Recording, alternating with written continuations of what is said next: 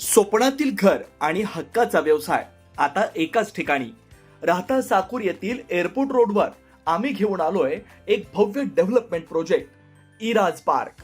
आमची वैशिष्ट्ये: collector NA plots, बंगलोसाठी हक्काची जागा, कमर्शियल कॉम्प्लेक्स, मुख्य रस्त्याला लागून दुमजली गाळे, प्रशस्त 2 BHK व 3 BHK रो हाऊस आणि 2 BHK फ्लॅट स्कीम.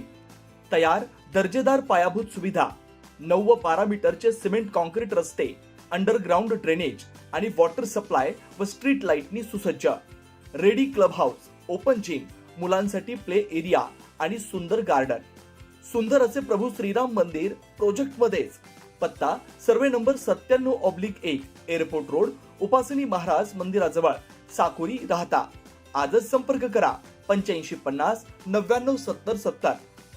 साकुरीच्या एका मोठ्या वस्तीला स्वतः बाजार समितीच्या मालकीची 30 गुंठे जागा फुकट दिली रस्ता होण्यासाठी, त्या लोकांना रस्ता मिळावा. तर केलेल्या कामाचं मूल्यमापन हे पैशाने होऊ शकत नाही. आणि मला माहित नाही ते भविष्यात मतदान टाकणार की नाही. मताची बेरीज हे विकासामध्ये नसते. ज्यावेळेस समाजाने मतदान टाकलं, पुढे नाही टाकलं तर काय, हा विचार मी करणारा माणूस नाही. पण रात्री झोपताना शांततेत झोप लागली पाहिजे की आपण माणुसकीला प्राधान्य दिलं. या माणुसकीने जोपर्यंत आपण जगत राहू तोपर्यंत निकाल आपाप लागत राहतो. प्रचार सुद्धा करावा लागत नाही, अजिबात लागत. आणि हे यासाठी मी तुम्हाला सांगतो की आता कधी कार्यक्रमच होत नाही, सभा होत नाही, वेळ नाहीये. त्यामुळे हे सगळे विकास कामं या कार्यक्रमाच्या माध्यमातून तुम्हाला सांगितले तर तुम्ही 10 लोकांना सांगणार की हे कामं चालू आहे. निलेश इथे बसलाय, 40 वर्ष झाले लक्ष्मीनगरचा विषय होता. आपण एक बैठक घेतली, लोकांना शब्द दिला, माझ्या शब्दावर घरं मोकळे करा. एका लाईनीत सगळ्यांनी आणि नगरसेवकांच्या माध्यमातून पत्रे मोकळे केले आणि आता त्यांना जागा पण देऊन टाकली. मी आयुष्यामध्ये पैसे कमवू अथवा न कमवू, राजकारणामध्ये जोपर्यंत माझी आर्थिक परिस्थिती बरी. त्या दिवशी माझी आर्थिक परिस्थिती कोलमडली, त्या दिवशी मग शिर्डीवाले जेवढे असतील, ज्यांचे पैसे ताकद आहे, बापू आहे, भैया आहे, त्यांची आर्थिक सक्षमता आहे, त्यांनी जबाबदारी घ्यावी.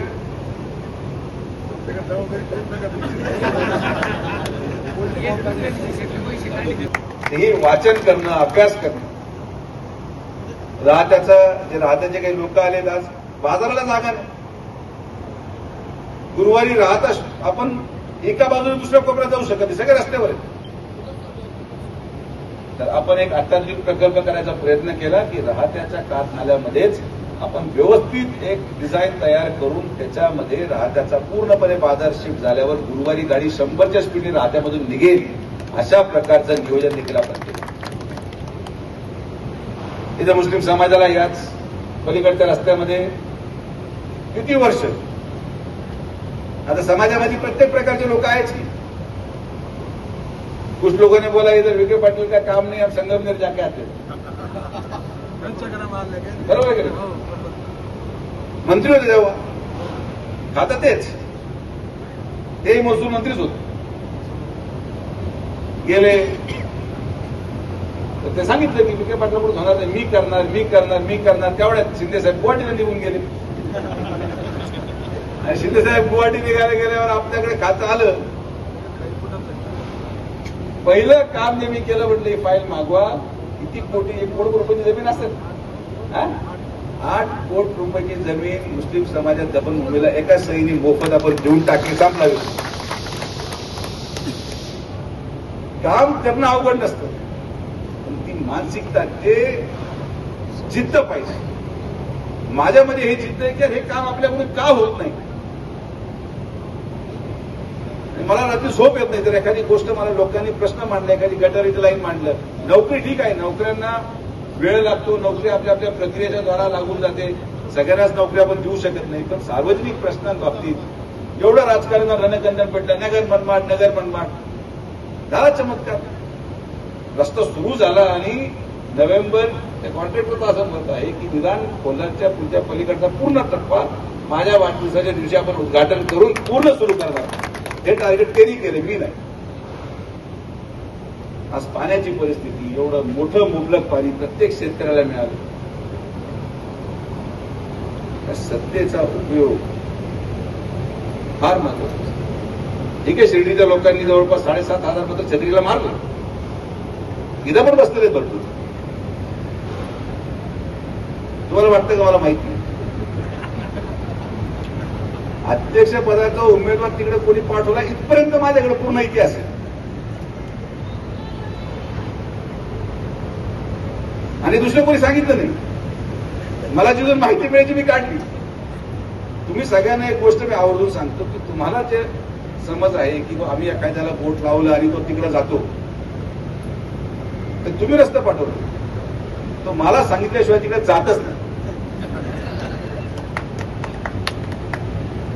हे आता दुर्दैवाने तुम्हाला कल्पना नाही. तर ठीक आहे, काय हरकत नाही. निवडणूक तर झाली पाहिजे, नाही तर मग लोकांचे कसे होईल. तरी सुद्धा ज्या लोकांनी मतदान टाकलं याचा विचार लोकांनी केला पाहिजे की आपण आपलं मत कोणासाठी देतो, कशासाठी देतो, का वाया जाऊ द्यायचं, काय दुसरा व्यक्ती ते करू शकतो. आणि हा विचार यावेळेस नगरपंचायतीमध्ये राहत्याने तरी साहेबांना एवढं तरी विधानसभेला लीड मिळालं नाही, एवढं त्या स्वाधीनला मिळालं. का? कारण की आपण प्रत्येक घरामध्ये जाऊन ती विश्वासार्हता निर्माण करू शकतो. ते मतं आज राहत्याच्याच कामी आले. आता आपण कधी वापरून गेले असते भरपूर वेळेस रजिस्टर ऑफिसला नोंदणी करायला. शिर्डीचे सगळे तिकडेच असतात. नितीन कोटे, भैया, आबा कधी गेले नाही. आबा फक्त खरेदीला जातात. आबांनी विकायचा धंदा कधी केलाच नाही. आता सगळ्यात मोठं उत्पन्नाचं साधन ते रजिस्टर ऑफिस. प्रमोदजी बरोबर आहे का नाही? सगळ्यात जास्त उत्पन्नाचं साधन कारण की स्टॅम्प ड्युटी गव्हर्नमेंटला मिळते.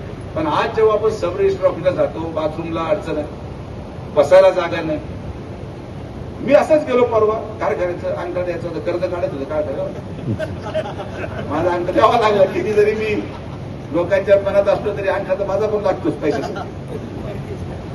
मला वाटलं यार सारं हे लोक खरेदीचा व्यवसाय करतात, तिथे बाहेर बसावं लागतं. पुढच्या 6 महिन्यामध्ये 1.5 कोटी रुपये ताबडतोब आपण साहेबांच्या मार्फत मंजूर केले. एअर कंडिशन सब रजिस्टर ऑफिस त्याच लोकेशनला आपण करतो. Air condition.